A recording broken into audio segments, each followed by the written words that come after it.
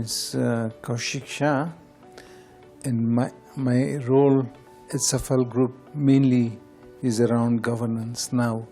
Although I have had many different roles before, but the current role used to be around governance. Yeah, I was born in Sabasaba, Muranga. It's a small village kind of place, so there were only 20 families. Even the school was up to standard 5 only, no, standard 4 only, and then you went somewhere else to study at that time. And it was a very nice life, a village life, easy-go life, and we had a number of children of different families around us, and we used to play and do whatever we needed to do. So very good foundations, if you like. We stayed at my grandmother's house and studied at Vishashwal Primary School. So I did my standard 5 to standard 7 at Vishashwal's Primary, and then meantime after that I went to go and stay in a boarding school, and the secondary school was done at Islay Secondary. So up to O levels I did in Kenya, in Nairobi, and then of course after O levels I went to the UK. So that was in 1969 I went to UK. 68 I finished my O levels. 69 I went to the UK, I did my A levels, and after doing the A levels I got articleship to do chartered accountancy. Now in this internship you work full time, and you actually at the same time study and prepare for your exams. So in Kenya I was never a bright student, I was a follower. Even my grades etc. would be the second tier, if you like. But in the UK, in one of these courses where I went for preparing for my chartered accountancy, I started hitting top in the first 2 tests. We used to have weekly tests, and I was doing very well. So eventually it encouraged you to do and work hard and prepare well. So by the time I was doing my final exams, I was one of the good students who knew that if you didn't make a big mistake, you would be through, and I passed all my exams first time. For this qualification, to pass first time is not always easy, but I did them first time. And then I was going to become a specialist in taxation. Actually, I was going to do further. Meantime, my father wasn't well, and he needed me to come back, so I decided to wind up my studies in the UK, come to Kenya, and try and work with him. And so 10 days after I came to Kenya, after my studies, my father passed away. And then overnight, life changed. I became the head of the family, if you like, and I had to start quickly trying to earn money to provide for the family. So we were at least 8 in the family, and overnight you had to quickly look for a job. And through an aunt of mine who knew Dr. Manu Chandaria, I got a job at Comcraft at that time, and then I worked in Comcraft House, what is Comcraft House now, and then shifted to business a few months later. And I have great memories, because in 1976 I used to travel to Dar es Salaam, and when we go to Alaf and around Alaf, that used to be empty places. So I see factories that we were involved in setting up there now. What is East African Cables in Tanzania used to be part of our group, and we were involved in that.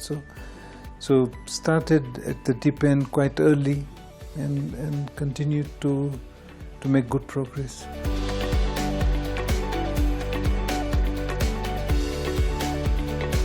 In terms of journey, I initially joined actually as a financial accountant, and I was employed first in the head office, and then I was deployed into a regional, not a regional office, but they used to be divided product-wise. Where I went was architectural products, which included companies like Galaxy Paint, currently used to be part of the group. There was another company that closed down, Casements Africa. Then in Tanzania, we were involved with another company called Casements, and then there was new projects. So I went there now as a financial accountant, but just for about 2.5 years, and then I was shifted to what is now Instill, but Mabati Limited, and it used to be known as Mabati Limited Tube Division. So I was taken there not as a financial person, now as a sales manager. So I did sales and marketing for about 3 years, 79 to 82. And then there was an opportunity for an acting manager's position in 82 because our manager got temporarily transferred. And we did quite well in that period, late 82, 83.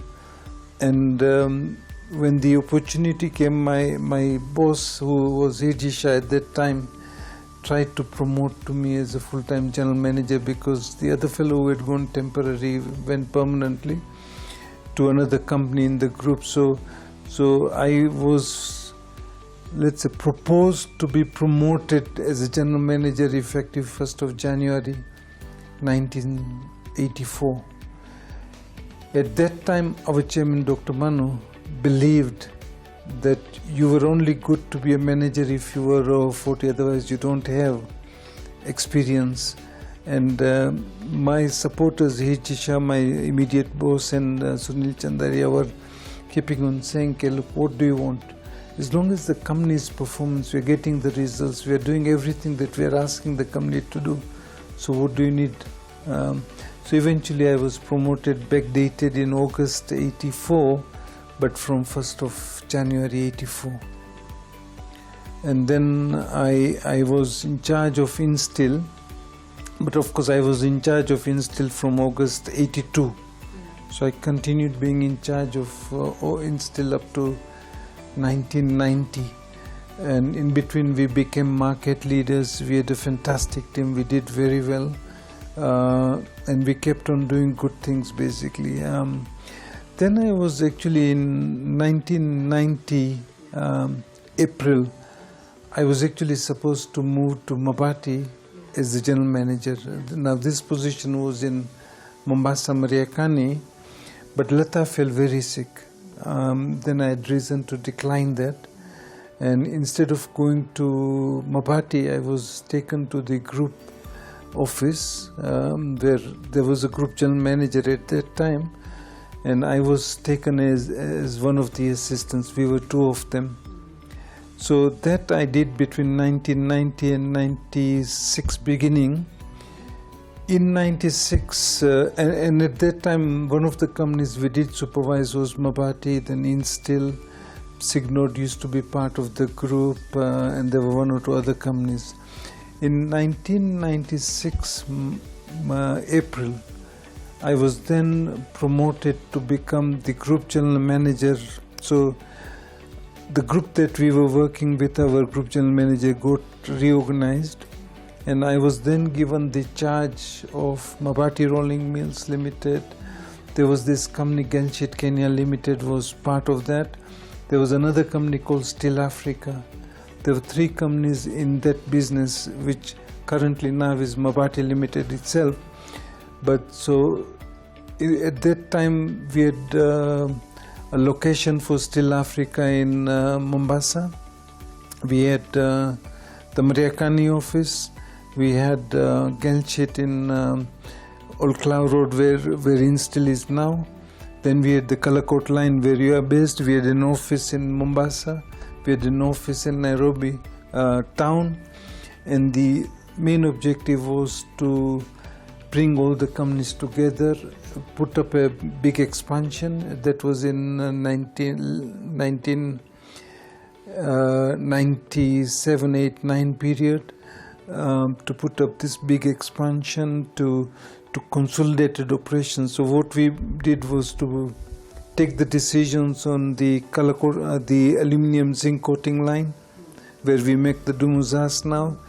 We then reorganized the whole setup where it was either Athi River or Mariakani. We then closed down all other setups, and we set up the office at Athi River at that time, and closed our town office here, downscaled the Mombasa office, and we now were Mariakani, Athi River, and of course we had the town office in Mombasa, but scaled down. But otherwise, that's what we did. We put up the aluminium zinc coating line, which is, for years, the last 20 years, the foundation of Mabati has been that aluminium zinc coating line.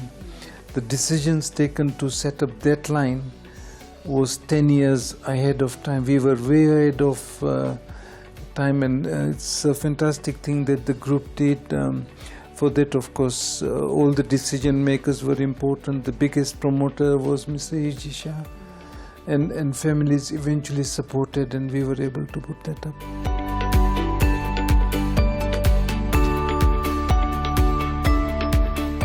I wasn't necessarily a born leader, but I was a quick learner, and I worked with some fantastic people. So for the boss who promoted me, Kaushik Shah was my immediate boss, and there are so many fundamental ways of working that you learn from him that you continue through your career. That was one. The other one was, of course, Dr. Manu Chandaria, and what we did as a group was important. But there are 2 or 3 foundations that I look to. I look to some of the trainings I did. I was showing you one training that we did in 1996.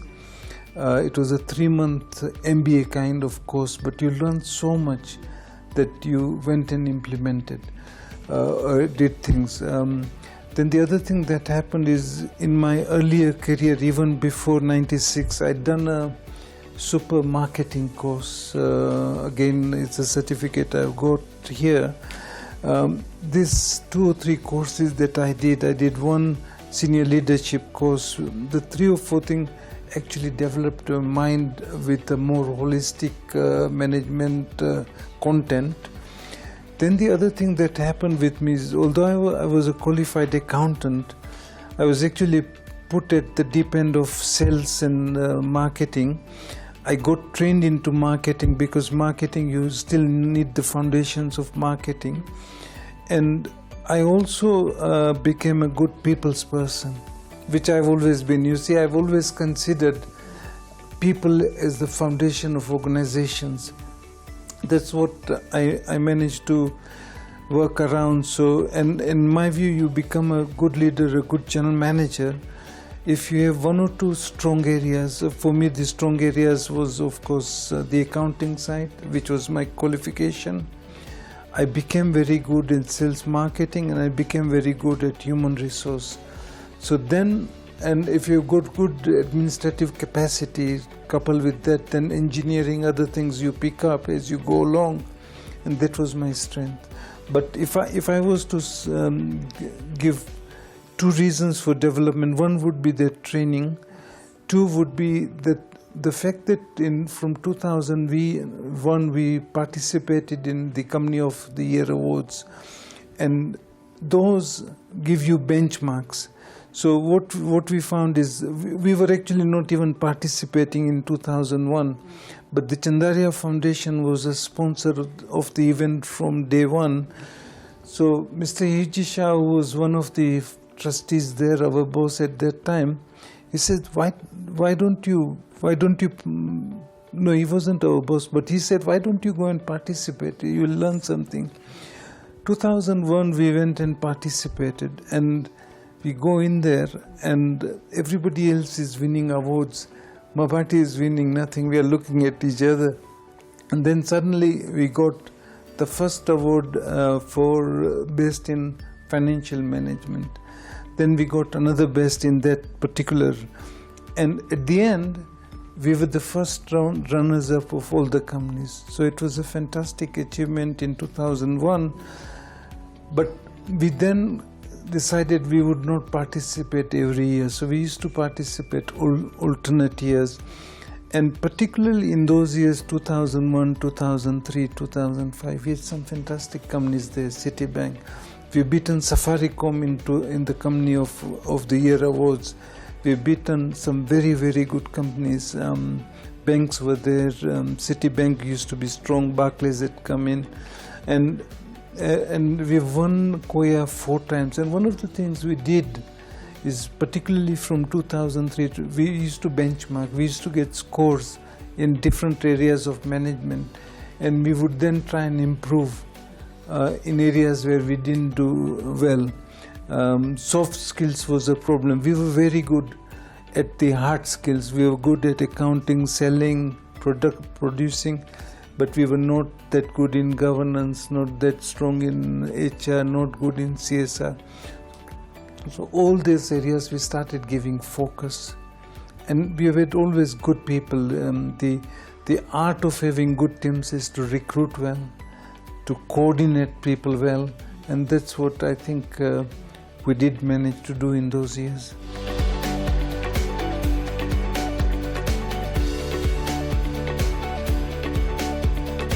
There were 2 things that we did quite well. One was to give people opportunity for training. We were not so strong in internal training like we are now, but we used to sponsor people. We probably don't do enough of that now for external training. We used to use Benchmark in India, Indian Institute of Management, which was a very good business school. People used to go there, get that exposure. People used to be exposed and given the opportunity in their work. We used to take graduate trainees and all and develop them. So we did well, and I think particularly in today's world, that has to be the foundation of any organization. You have to develop your people, keep on training, keep on developing them, and the skills are there. And by the time I was leaving Mabati, we had a comprehensive management program done for talent development, growth, and which didn't last for long, but I believe now they have a similar program also, which is fine.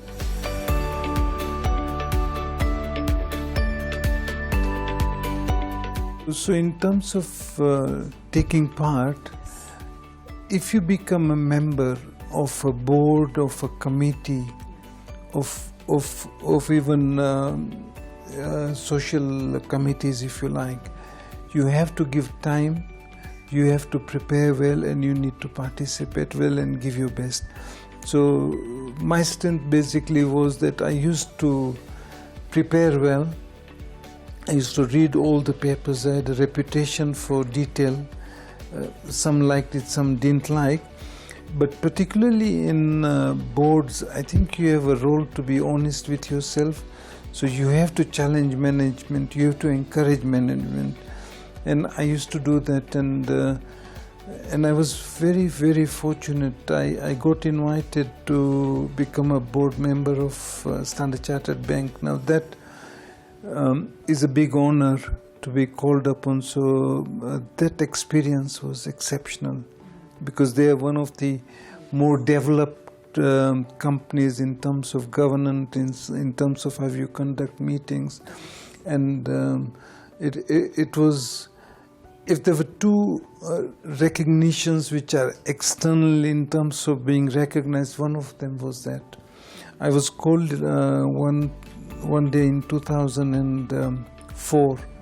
We were customers of Standard Chartered, and I was called for a lunch with the chairman and CEO.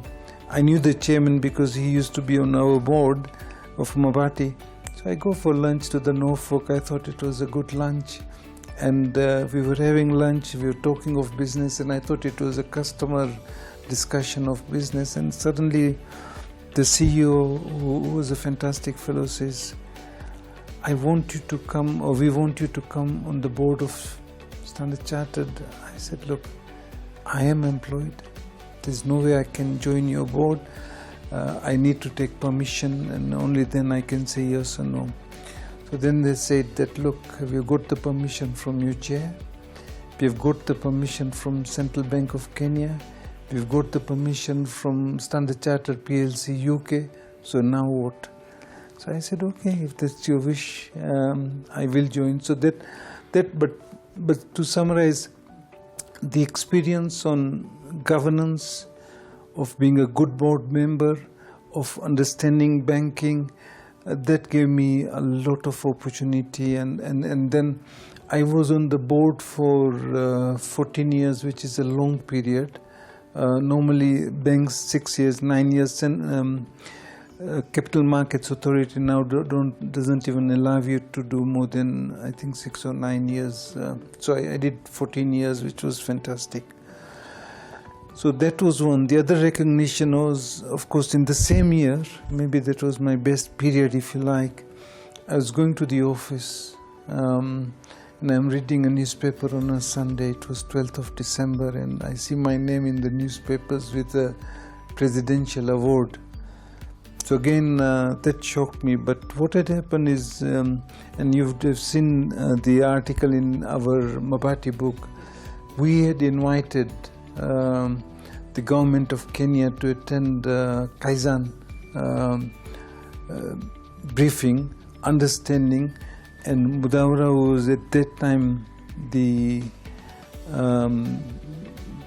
head of the civil service, had come personally, had got some MPs, got departmental heads, and they had actually gone ahead with Kaizen as a project.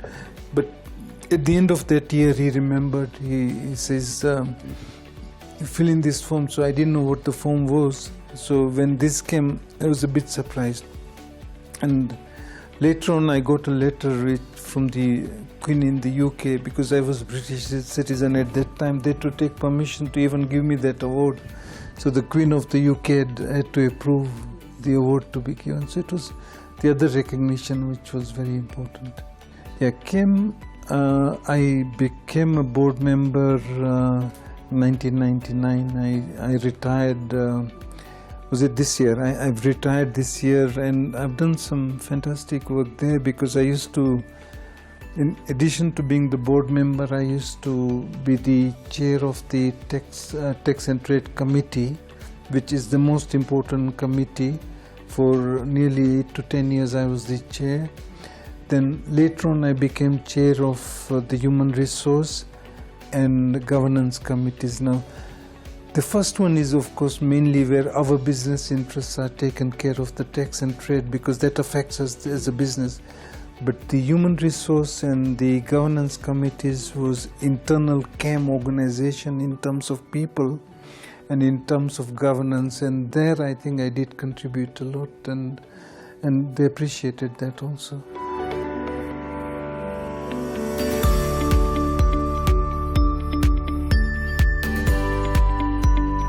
As far as the community is concerned, I was invited to join a strategic committee in 2005, committee of with two organizations within the same community, and they were both running schools, both were competing with each other, fighting with each other, if you like, and the two trustees of the two created a committee to bring them closer. So I was involved in a strategic planning committee in 2005 to 2007, I think, but 2005-2006 mainly, where we looked at all the issues that were there, and we came out with proposals to merge the schools or one organization to take over. So currently all the schools in Kenya are run by one body, and the other one was compensated for taking over the schools. Then in 2014-15, sometime there, I was invited to be the first chair of the board of governors of the Oshwal Academy, which was our community schools. There were 5 schools in total, one in Mombasa, which was from nursery to Form 6, And the one in Nairobi was separate campuses for the nursery, the primary, the lower secondary and secondary. And I then became chair of the board of governors. The big mandate was to professionalize, to put in governance structures. We did a lot of good work by the time I came out of the board. But it's community school, so what happens with community organizations, which happens with a lot of such bodies, you get new management coming in, they change everything, bring in new things. So that happened after we left, which was a bit unfortunate, but it was a good experience. And on the SAFAL MRM Foundation, what is the SAFAL MRM Foundation? It started with two things. We already had a small clinic just at the entrance of, as you enter Mabati in Mariakani. So we decided to open up that clinic to the public, but it was a small clinic, not many patients. And we also then decided we wanted to set up a training institute in Mariakani, and this was, initial idea was our chairman's. So we had gone to see Don Bosco boys here in Karen. We went and saw the project, and then we wanted to put up the project, but we could not put it together at that time, or we could not get the Don Bosco people to support us because we were not experts at that industry. So it didn't happen then, and they said they were too busy to support us. So we left. We started talking to, is it the Christian Institute of Training, and in Pangani they have one of those schools. So we started with, I think, Father Jew in Mombasa. We started talking to him, wanting to set this up. But again, it didn't go too far. But then we were fortunate. We got somebody who had worked in the Don Bosco system in Nairobi, in Boys Town. He had the time and ideas to put together a project for the school. And bingo, we started in 2004, 2005 with our first class. And we have continued doing a fantastic job. It's something that I'm very, let's say, proud of and happy with, because what we do at the SAFAL MRM Foundation Technical Training School, not many corporates do that, and we do a super job. And then we also set up the new clinic, and we are doing nearly 40,000 patients, which is a fantastic job our people are doing.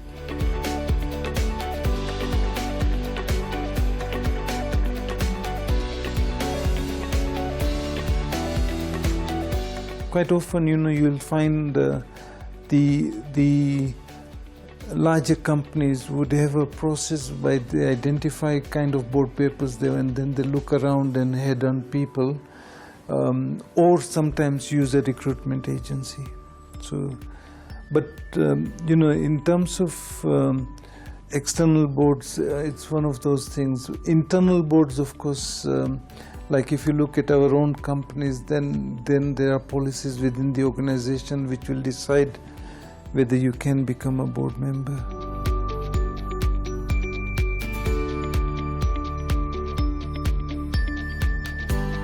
Sometimes you do have challenges. You'll have two kinds of challenges. One is the real business challenges, where obviously you, as the general manager, CEO, or whatever senior position that you hold as a leader, it is your job to find solutions, to coordinate your team and find solutions. So you have to go through that process, and sometimes they can be difficult situations, but eventually you need to have the confidence, belief in your team, and find solutions. The other kind of challenges come where in a working environment you actually find that there is undue tension created within an organization, and how do you manage it? And that becomes quite important, and solutions will depend on the circumstances. But the most important thing is that one needs to keep cool. One needs to understand that those things do happen, and be fairly diplomatic in trying to find out solutions. In one or two occasions, diplomacy also did not help, and people tend to get extra emotional, and I think it's important to learn to remove those emotions, which I think at some stages in my career I managed to do, but after some hurt, but it happens.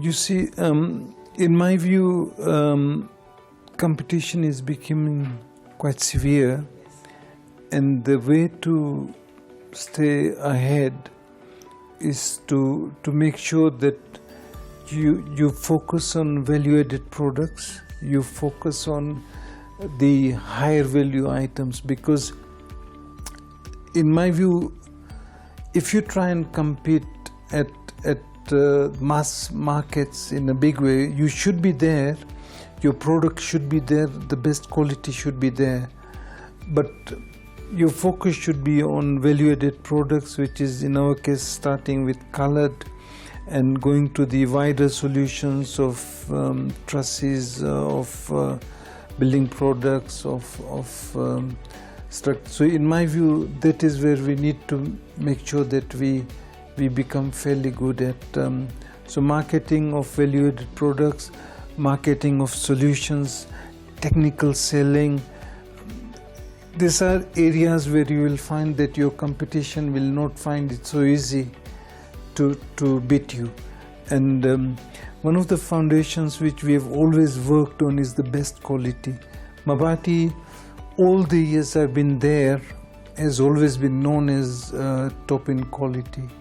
And I think it's important that we remain there and remain at the value-added products and solutions, digital marketing, all those things we need to do quite well. Fortunately, a lot of things we are doing. There were years in the 2013, 14, 15, 16, those years we had actually lost focus on value-added products. The organization had gone into trying to mass market, and which is fine, but I think we will never survive in that.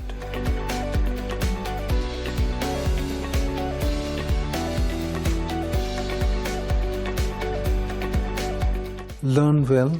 So obviously, particularly in your education, A levels, O levels, those years are critical for you to do well, because your entry into good position starts with your first entry into your functions. So I think it's important that you train well, give focus on education. The other one which I think is important is to continuously keep reading, because it's very, very important to stay up to date right through. Your years in the 20s will decide your career. So those are the years that particularly you need to work very hard and very diligently, because whatever success you have in those years, let's say between 25 to 32, about 7-8 years of your career, will actually take you further, because you need to start making progress by the time you're crossing your 30s. Then of course you will get opportunities. Take them with two hands. You know, George in Uganda keeps on telling me, you pushed me too much. And now he says, you pushed me and that's why I got the opportunities. I learned and I moved on, and so that becomes quite important. The one big lesson people should learn is that people make organizations, and your ability to deal with the people who work with you, people you work with, are so important. So people are probably the one most important area for you to succeed.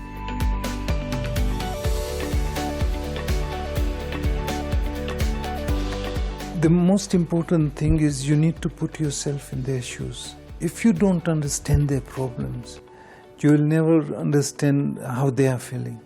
So I think it's important to start there. And particularly in our country where people are quite often short of money, need support, etc., or need opportunities. You then get into a situation where if you understand the people and are able to help them. So I had 2 or 3 very good examples. One was a person working with me at Instill, not a very senior person, and I never knew, but he always was struggling to keep ends meet, and he always needed some advances, etc., and the processes didn't necessarily allow him that, but we had made an arrangement where I had money available which I would advance and recover from the payroll, but the money belonged to myself. So at the end of about 4 or 5 years of working, this fellow, he comes to me and says, you know, I want to appreciate you because I have educated my whole family, I have been able to build my house, etc., etc. And he came and sort of made me a Mukamba elder. So it was fun, basically. It was a surprise. Then there's other fellow who was educated by the Chandaria Foundation. He then, after qualification, wasn't getting an opportunity. And then I sent him to Mariakani because I thought he was persistent in trying. So I sent him to Mariakani. He became one of our best electronic engineer, and he did some super job. Then he has progressed to his own big business, and the fellow managed to actually educate the whole clan. But again, it's an example of somebody who took the training seriously. Then the last example I would give you of somebody who wrote to me and said, "Dear Daddy," and it was again somebody who got internship. He came to see me. I forwarded him, and he became qualified. And then I actually don't know what he did after in his career, but he came back and said that I am what I am because of you. And then there are, of course, many other people who have also written. So you get pleasure out of helping people.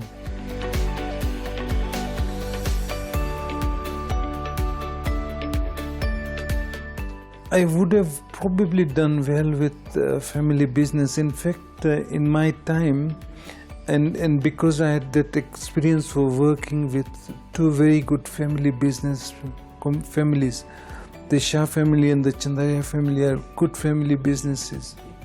And I had the background of their working. I had read quite a bit of family, and I've given lectures, and I've been on panels on family business. So to answer you, yes, I would have been good at family business, and I believe that there is a role for people like me to even help family businesses. People have been asking me to join their boards and all that, but at the moment, not yet.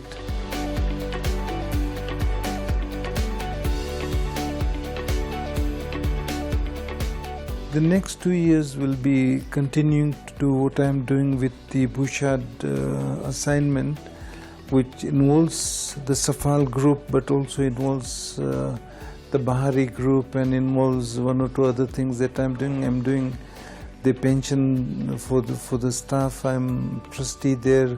Foundation, I'm a trustee. So I'll continue supporting this. And then we'll see what comes. You know, I have the capacity to be on boards or to do things after finishing the current assignment, which is another 2.5 years to go. And if I continue being healthy, my mind should be okay to take on some more work.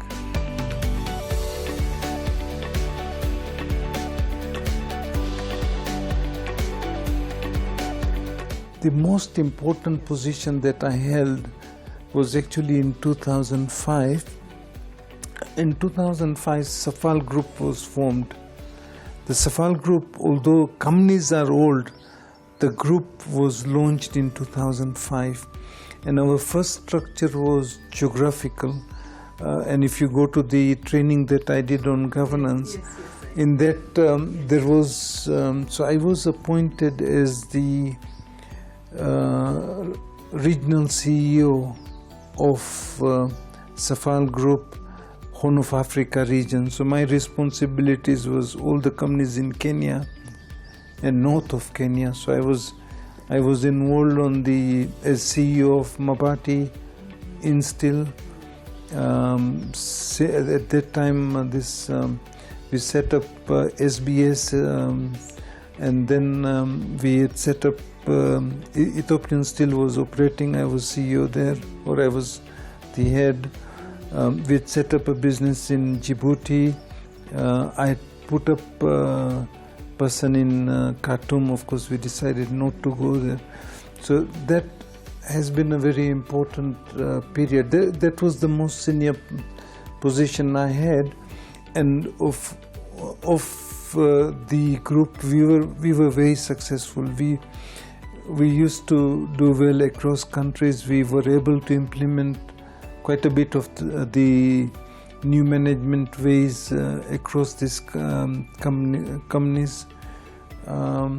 So I think that's something that's not picked up, but it's an important area. Although I continued being the CEO at Mabati, but I had this wide role which was quite important. Then of course I've been on boards of all the companies in the group. So I've been on the boards of all the South African companies.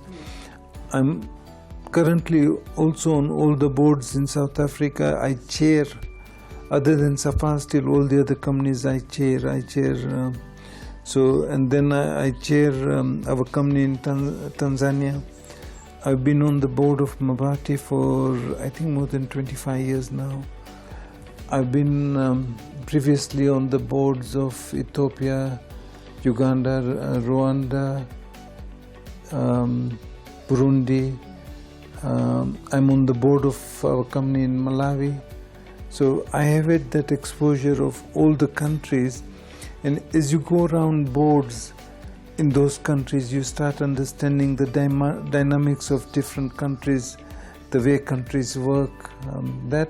And my other exposure as the head of tax and trade at CAM also needed you to be understanding the East African community, understanding the COMESA, understanding what else was happening, let's say in SADC, etc., etc. So I think those are good experiences.